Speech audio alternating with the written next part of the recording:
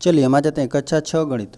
देखिए आज हम लोग हल करने वाले हैं अभ्यास 13 को हल कर देंगे। ठीक है, तो चलिए इसको हल करने से पहले ना थोड़ा सा हम लोग इसको समझ लेते हैं। राइट हाइपोटेन्यूस साइड को ना इसको हम लोग थोड़ा सा इस सर्वांग समता को समझ लेते हैं, तब इस हम अभ्यास को हल करेंगे। राइट हाइपोटेन्यूस साइड, देखिए अब इसमें ना हम लोग को जो दो त्रिभुज सर्वांगसम दिखाना रहेगा ना, तो उसमें हम लोग को 90 अंश का कोण भी दिखाना पड़ेगा। देखिए बता रहे हैं यहाँ पे जैसे दो त्रिभुज हैं, या दो त्रिभुज आपस में सर्वांगसम कब कहलाएंगे। जैसे देखिए पहले राइट का मतलब 90 अंश, राइट एंगल क्या मतलब होता है 90 अंश, 90 अंश का कोण हो जाए दोनों। ठीक है, दोनों में एक बराबर 90 अंश का कोण हो जाए। ठीक है, और कह रहा है ना हाइपोटेनियस। अच्छा, हाइपोटेनियस मतलब होता है कर्ण, जो 90 अंश के सामने वाली भुजा होती है ना, इसी को कर्ण कहते हैं हम लोग। ठीक है, और जो यहाँ पर नीचे रहता है इसको हम लोग आधार कहते हैं, है ना। और इसको जो यहाँ पर होता है लंबवत, इसे लंब कहते हैं। ठीक है, तो इन दोनों के बारे में नहीं, इसी के बारे में समझना हम लोग को। देखिए एक क्या दोनों में मतलब 90 अंश का कोण हो, राइट मतलब दोनों में 90 अंश का कोण हो, और दोनों का कर्ण जो सामने की भुजा है ना, वो सामने की भुजा को क्या कहते हैं कर्ण। तो यह कर्ण आपस में क्या हो, बराबर हो। ठीक है, यह कर्ण आपस में बराबर रहेगा और 90 अंश का कोण रहेगा। और साइड में बोला है कि या तो यह साइड एक बराबर हो जाए, यह साइड मतलब एक साइड कोई, या तो यह साइड बराबर हो जाए या तो यह साइड बराबर हो जाए, तो हम लोग क्या कह देंगे राइट हाइपोटेनियस साइड। या फिर इसको हिंदी में कहेंगे, तो हिंदी में अगर कहना रहेगा तो क्या कहेंगे समकोण होना चाहिए। ठीक है, समकोण होगा मतलब 90 अंश का दोनों होना चाहिए, और उसका कर्ण बराबर होना चाहिए। ठीक है, और एक भुजा, कोई भी भुजा बराबर हो, एक भुजा। ठीक है, चलिए अब हम लोग प्रश्नों को हल करते हैं। तो चलिए हम लोग आ जाते हैं अभ्यास के प्रश्नों पे। चलिए तो यहाँ पर हम लोग लिख देते हैं, अब हम लोग हल करने वाले हैं अभ्यास 13 को। ठीक है, तो चलिए यहाँ पर हम लोग को पहला प्रश्न दिया हुआ है, नीचे कुछ त्रिभुज के जोड़े दिए गए हैं, उनकी नाप भुजाओं के साथ लिख दी गई है। समकोण कर्ण भुजा सर्वांग समता का प्रयोग करके बताइए कौन कौन से त्रिभुज सर्वांग सम है ना। मतलब हम लोग को समकोण और कर्ण भुजा सर्वांग समता से बताना है कि कौन कौन त्रिभुज सर्वांग सम है। परिणाम को सांकेतिक रूप में लिखे, है ना, मतलब हम लोग को त्रिभुज सर्वांग सम का चिन्ह लगाकर लिखना है। ठीक है, तो चलिए इस तरह हम लोग को यहाँ पे दो त्रिभुज देखिए 3 चित्र दिया हुआ है यहाँ पे। ठीक है, तो चलिए इसको हम लोग हल करते हैं। देखिए पहला वाला को देख लेते हैं एक बार। देखिए यहाँ से, देखिए यहाँ से यहाँ तक त्रिभुज में 90 अंश का कोण है। चलिए 90 अंश का कोण हो गया। और देखिए इस वाले त्रिभुज को देख रहे हैं ना, तो यहाँ पर भी 90 अंश का कोण बन गया। ठीक है, यह 90 अंश का कोण बना। और देखिए यहाँ पर एक साइड बराबर है, एक साइड बराबर, और ये वाली जो 90 अंश के सामने वाली भुजा है, ये उभयनिष्ठ है दोनों में। ठीक है, देखिए 90 अंश के सामने ये वाली भुजा मिल रही है, और 90 अंश के सामने यहाँ पर भी यही भुजा मिल रही है। ठीक है, तो क्या हो जाएगा, ये दोनों त्रिभुज सर्वांग सम हो जाएगा। नहीं तो चलिए हम यहाँ पर एक बार बता देते हैं, अलग से बना देते हैं। तो चलिए यहाँ पे दोनों जो त्रिभुज थे ना, उसको हमने अलग अलग बना लिया। चलिए यहाँ पर हम लोग लिख भी देते हैं, हल हम लोग पहले वाले को हल कर रहे हैं, तो थोड़ा हम लोग को नामकरण भी कर देते हैं। देखिए यहाँ पर जो ऐसी वाली भुजा है ना, चलिए यहाँ पर ABD दिया हुआ है इस तरह, तो हम लोग लिख देते हैं ABD। ये दोनों त्रिभुज को हमने अलग अलग इसलिए बना दिया ताकि आपको अच्छे से समझ में आए। ठीक है, अब देखिए ACB यहाँ पर है, तो यहाँ पर लिख देते हैं AC और B, दोनों त्रिभुज को हमने अलग से लिख दिया। ठीक है, और देखिए यहाँ पर दिया हुआ है कि यह 2 सेंटीमीटर का जो AD है, यह कितना है 2 सेंटीमीटर का, तो यहाँ पे लिख दिया 2 सेंटीमीटर। ठीक है, और देखिए और यहाँ पे CB कितना है 2 सेंटीमीटर है, तो इसको हम लिख देते हैं। ठीक है, और देखिए यहाँ पर जो D पर कोण है ना, वो 90 अंश का है, और C पर जो कोण है 90 अंश का, ये 90 अंश का कोण है, और यहाँ पर भी है 90 अंश का कोण है ना, ये 90 अंश का कोण हो गया। ठीक है, और देखिए यहाँ पे 3.5 सेंटीमीटर दिया है, AB जो है 3.5 सेंटीमीटर, और यहाँ पर भी देखिए AB है, तो यह कितना हो जाएगा 3.5 सेंटीमीटर। ठीक है ना, तो अब देखिए अब तो देखते ही बता देंगे। देखिए 90 अंश का कोण है, पहले देखिए समकोण हम लोग को देखना रहता है, समकोण देखिए यहाँ पर भी है यहाँ पर भी है, दोनों में समकोण मिल गया हम लोग को। और देखिए और दिया हुआ है कि, और देखिए कर्ण दिया हुआ है, तो इसके सामने देखिए 3.5 सेंटीमीटर, तो इसके सामने देखिए 3.5 सेंटीमीटर, और दोनों में से एक साइड बराबर हो जाए। तो यहाँ देख रहे हैं आपके 2 सेंटीमीटर यहाँ पर हो गया, और यहाँ पर 2 सेंटीमीटर हो गया, मतलब देखिए राइट हाइपोटेनियस और साइड बराबर मिल गया ना, समकोण और कर्ण और भुजा। चलिए हम लोग इसको लिख लेते हैं, है ना। पहले क्या लिख देते हैं ADB, कोण ADB बराबर कौन सा, 90 अंश वाला कोण पहले हम लोग लिख रहे हैं। ठीक है, तभी हम लोग क्या लगाएंगे समकोण दिखाएंगे पहले बराबर है, फिर कर्ण दिखा देंगे, फिर भुजा एक दिखा देंगे बराबर। ठीक है, बस हम लोग लगा देंगे राइट हैंड साइड सर्वांग समता। ठीक है, ये वाला कोण कितना और ये वाला कोण बराबर है कितना, कोण ACB बराबर कितना है, दोनों 90 अंश है। ठीक है, तो ये बराबर हो गया। अच्छा, अब कर्ण को दिखाना है। देखिए ये वाला इसके सामने AB भुजा है, और इसके भी सामने AB भुजा है। देखिए यहाँ पर देखिए इसके सामने AB, इसके सामने AB, तो लिख देते हैं AB बराबर AB। चलिए यहाँ पर भुजा लिख देते हैं, भुजा ए बी बराबर भुजा ए बी, ठीक है, जो कि कितना है 3.5 सेंटीमीटर है। और देखिए अंत में एक हम लोग को भुजा बराबर चाहिए होता है, तो यहाँ पर 2 सेंटीमीटर यहाँ पर है, तो यहाँ पर हो गया, ठीक है, कोई भी, या तो ये भी हो जाए, ये भी हो जाए, कोई दिक्कत नहीं है। तो यहाँ पर ए डी हो गया, तो ए डी भुजा लिख देते हैं, भुजा ए डी बराबर भुजा कौन सा बी सी, ठीक है, जो कि है 2 सेंटीमीटर, है ना। और ये हम लोग का जो देखिए राइट हो गया, और ये हम लोग का कर्ण था, ठीक है, यहाँ पे जो ये हम लोग लिख रहे हैं ना, ये सब कर्ण है, ये वाली भुजा कर्ण है, ठीक है। तो अब लिख देंगे कितना, समकोण कर्ण भुजा सर्वांग समता से, ठीक है। क्या हो जाएगा, यह दोनों त्रिभुज क्या हो जाएंगे, ये दोनों त्रिभुज आपस में सर्वांग सम हो जाएंगे।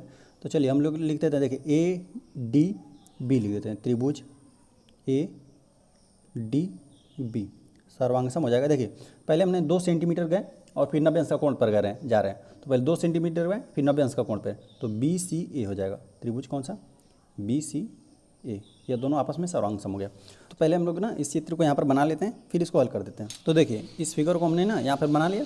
अब देखिए, अब हम देखिए इस दोनों त्रिभुज में क्या क्या सर्वांग सम है, देखिए राइट मिल जाएगा, समकोण मतलब देखिए इसमें समकोण है, यहाँ पर भी समकोण है, और देखिए इसके सामने जो कर्ण बन रहा है 3 सेंटीमीटर, इसके सामने जो कर्ण है वो भी 3 सेंटीमीटर, और इस त्रिभुज में एक भुजा मिल जाए, तो जो यह वाली भुजा है ना ए डी, देखिए ये इसमें भी इस्तेमाल हो रहा है, इसमें भी, तो ये उभयनिष्ठ हो जाएगा, तो हम लोग को बन जाएगा कितना, समकोण कर्ण भुजा सर्वांग समता से हो जाएगा। तो चलिए पहले लिख देते हैं कितना, कोण बी डी ए बराबर सी डी ए, कोण बराबर कोण सी डी ए, जो कि है 90 अंश हम लोग का, ठीक है। और देखिए, और फिर हम लोग को कर्ण लगाना रहता है, तो चलिए कर्ण लिख देते हैं यहाँ पे, कर्ण कितना 3 सेंटीमीटर यहाँ पे ना, कर्ण ए बी बराबर कितना, कर्ण ए बी है वो कर्ण इसके ए सी बराबर कितना 3 सेंटीमीटर। चलिए यह 2 कर्ण बराबर हो गया। और चलिए तीसरे में हम लोग क्या एक साइड बराबर लिखते हैं, देखिए तो भुजा जो ए डी है ना, दोनों में है, इसमें भी इस्तेमाल हो रहा है, इसमें भी, तो लिखते हैं भुजा ए डी बराबर भुजा ए डी लिखना है हम लोग को, भुजा ए डी, ठीक है, दोनों इसी में इस्तेमाल हो रहा है। यह क्यों हमने ऐसा लिखा, उभयनिष्ठ था, दोनों में था, ठीक है। तो अब हम लोग लिख देते हैं सर्वांग समता नियम से, ठीक है, समकोण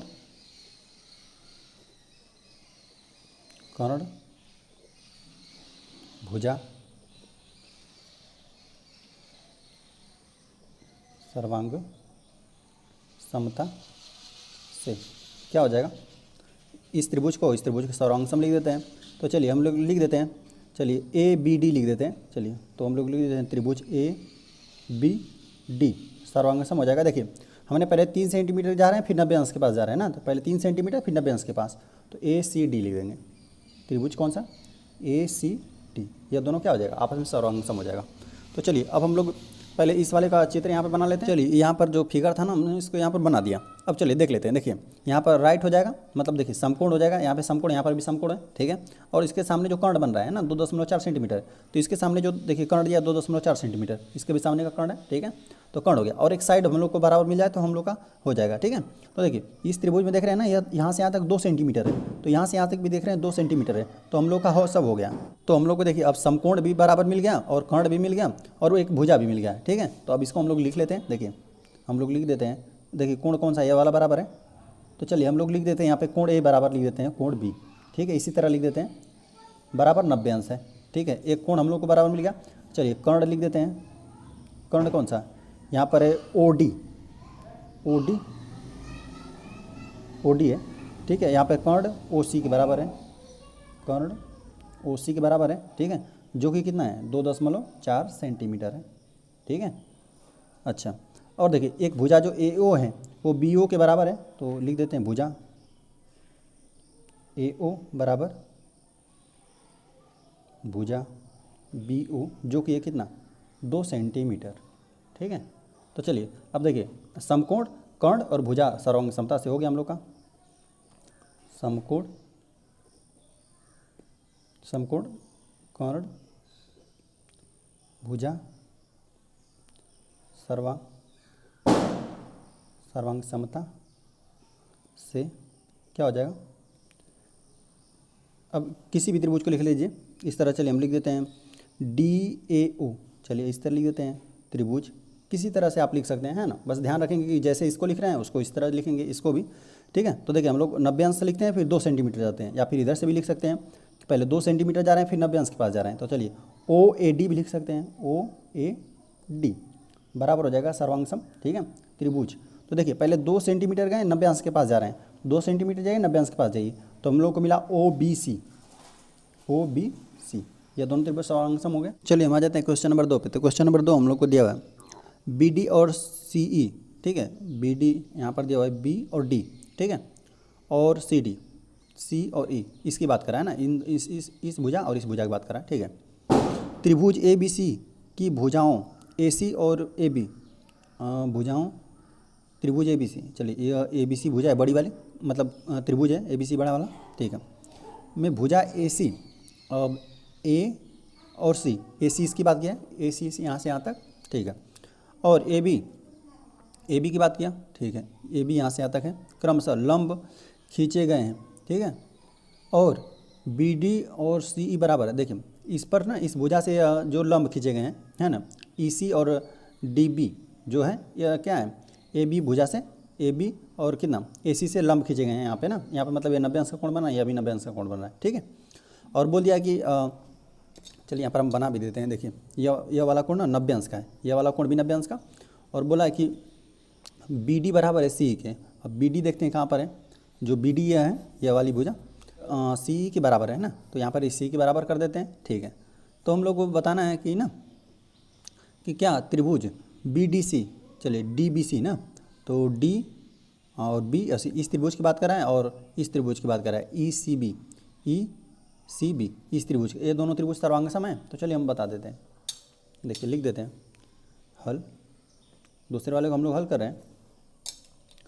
देखिए एक तो पहले हम मुजमानी आपको बता दें। देखिए यहाँ पर इस त्रिभुज में बात करेंगे ना, यहाँ से यहाँ तक, देखिए यहाँ से यहाँ तक इस त्रिभुज की बात कर रहा है और यहाँ से यहाँ तक फिर इस त्रिभुज की। तो इसमें देखिए ये भी 90 अंश, ये भी 90 अंश, और सामने का जो भुजा है इसका जो कर्ण है, इसका कर्ण है, दोनों का कर्ण एक ही है, BC दोनों का कर्ण है, इस त्रिभुज का भी और इस त्रिभुज का भी, ठीक है, कर्ण हो गया। और एक साइड बराबर हो जाए ना, तो देखिए समकोण भी हो गया और एक कर्ण बराबर हो गया। और देखिए यह वाली भुजा जो थी, यह वाली भुजा और यह वाली भुजा, इन दोनों भुजाओं को बराबर बोला था, ठीक है, यहाँ पर दिया था कि बराबर है। तो हम लोग कह देंगे कि राय समकोण और कर्ण और भुजा सर्वांग समता से ये दोनों त्रिभुज क्या हो जाएगा, सर्वांग सम हो जाएगा। तो चलिए हम लोग लिख देते हैं कितना, यहाँ पे कोण, इसको लिख देते हैं BEC बराबर कौन सा कोण हो जाएगा, B, या इस तरह लिख देते हैं CDB, ठीक है, CDB और BEC बराबर कितना 90 अंश, है ना, दिया हुआ था हम लोग को, है ना, कि लंब खींचे गए मतलब 90 अंश का कोण बना रहे हैं, ठीक है। चलिए और दूसरा हमको लिख देंगे कौन सा, कर्ण लिख देंगे पहले। कर्ण में दोनों देखिए इस त्रिभुज दोनों त्रिभुज का कर्ण BC ही है, या जो BC भुजा है इसके सामने है ना, तो कर्ण BC बराबर कर्ण BC, ठीक है। और इसको लिख देते हैं उभयनिष्ठ, दोनों में उभयनिष्ठ हो गया, ठीक है। और देखिए और एक साइड बराबर हो जाए तो हम लोग का काम बन जाए। तो यहाँ पर देखिए, यहाँ पर दिया हुआ है ना कि जो दिया था BD बराबर CE के, ठीक है, C जो बराबर है BD के, तो लिख देते हैं भुजा BD। चलिए तो BD लिख देते हैं, BD बराबर भुजा CE। यह क्या था, हम लोग को दिया है, अतः किससे, और ये हम लोग पहला वाला हल कर रहे हैं, ठीक है, ये हम लोग पहला वाला हल कर रहे हैं। अतः समकोण भी हो गया, ठीक है, और कर्ण और एक भुजा भी बराबर हो गई, भुजा सर्वांग समता से,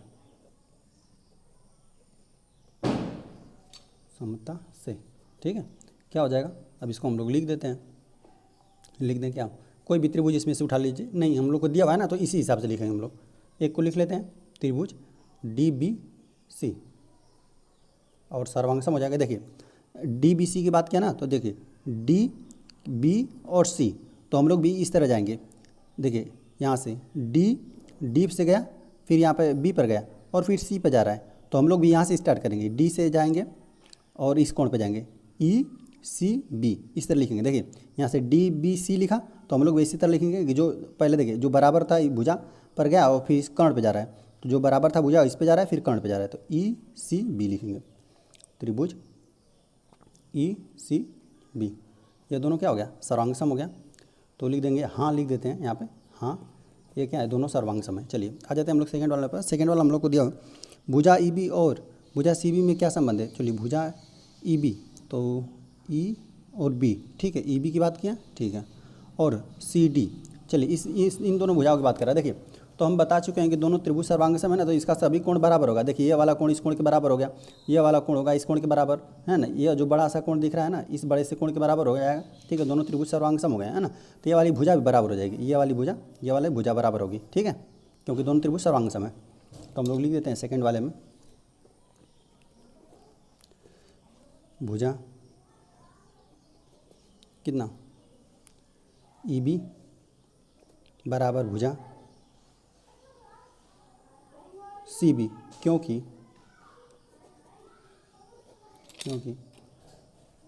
यही कारण लिख देंगे कि त्रिभुज DBC सर्वांग सम है त्रिभुज ECB, और इसकी यह संगत भुजा बनी, संगत भुजा बराबर हो गया, ठीक है।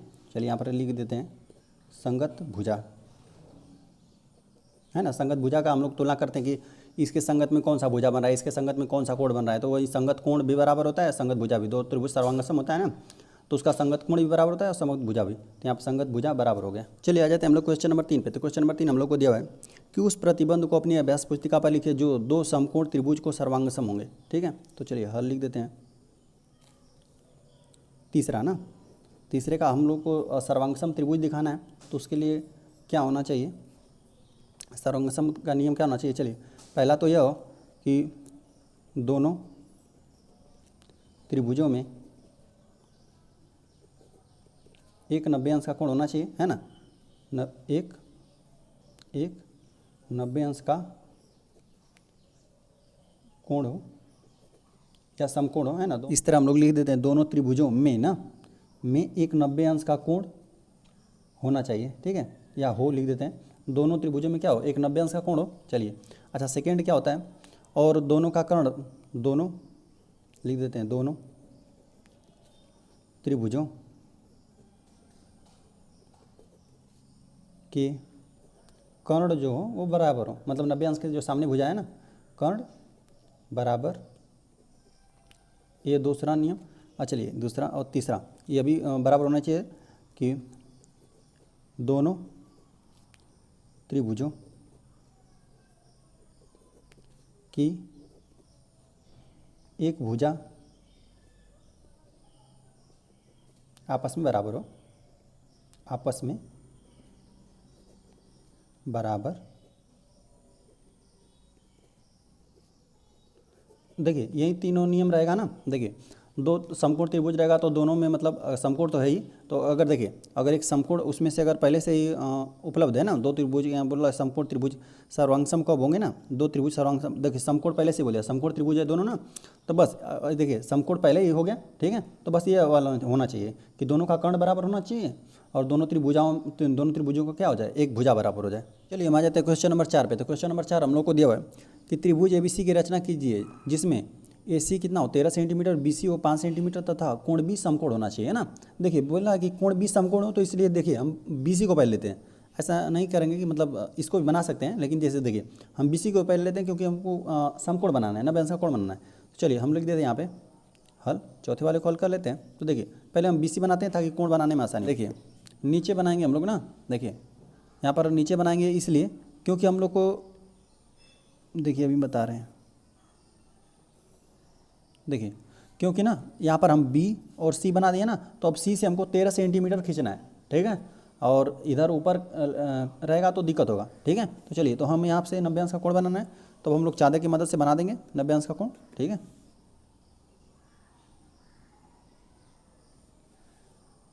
चलिए, ये यहाँ से हम लोग को जाना है, ठीक है। तो चलिए, यहाँ से हम लोग एक किरण खींच देते हैं, ठीक है। अब देखिए, अब यहाँ से हम लोग को बनाना है, देखिए ए सी, जो ए बिंदु हमको मिलेगा ना, यहाँ से 13 सेंटीमीटर हमको चाहिए। तो चलिए 13 सेंटीमीटर पर इसको हम ना प्रकार में भरेंगे, ठीक है। 13 सेंटीमीटर इस तरह भर लेंगे, ठीक है। और देखिए यहाँ से कटाइए, आप यहाँ से रख के कटाएंगे ना, तो ये यहाँ पे कट रहा है, तो यहाँ पे मिलेगा हम लोग को कटान बिंदु। चलिए इसको थोड़ा सा हम और आगे बढ़ा देते हैं, ठीक है। अब देखिए, तो यहाँ पे कटान बिंदु मिला ना, तो यहाँ से हम लोग को मिलेगा या 13 सेंटीमीटर, ठीक है। बाकी यहाँ पर हम लोग इसको मिला लेते हैं, ठीक है। इस तरह से हम लोग का बना त्रिभुज, यहाँ पे बिंदु हम लोग को ए मिलेगा, ठीक है। ए बी सी इस तरह त्रिभुज मिला, और यहाँ पर हम लोग को कितना मिला, या 90 अंश का कोण मिला, ठीक है। तो चलिए इसको हम लोग लिख भी लेते हैं। यहाँ पे कितना मिला हम लोग को, ए सी जो है वो 13 सेंटीमीटर है, ठीक है, 13 सेंटीमीटर। और यह जो हमने बनाया था यह 5 सेंटीमीटर, ठीक है। तो इस तरह हमने त्रिभुज की रचना कर दी। चलिए ठीक है, अब इसको ना जैसे जैसे हम लोगों ने किए रचना लिख देते हैं हम लोग, मतलब जैसे जैसे आप किए हैं वैसे वैसे लिखते रहिए, ठीक है। तो चलिए पहला हम लोग लिख देते हैं, सर्वप्रथम क्या किया, सर्वप्रथम बी सी बराबर 5 सेंटीमीटर रेखाखंड खींचा। फिर हमने क्या किया, बिंदु बी से 90 अंश का कोण बनाती हुई, ठीक है, बनाती हुई किरण खींचा, है ना। थर्ड में हमने क्या किया, बिंदु सी से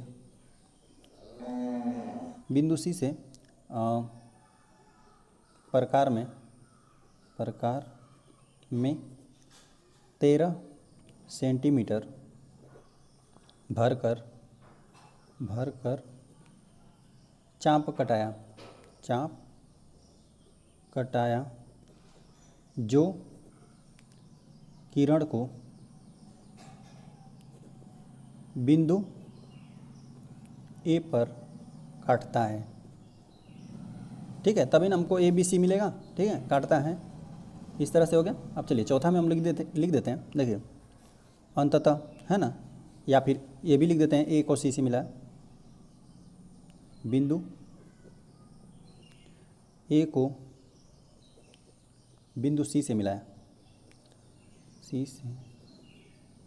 मिलाया, पांचवा लिख देते हैं, अंततः त्रिभुज ए बी सी प्राप्त हुआ, ठीक है। इस तरह ये हल हो गया। चलिए इस तरह से ये अभ्यास हम लोग का समाप्त हो गया। चलिए ठीक है, वीडियो पसंद आए तो चैनल को सब्सक्राइब जरूर करें।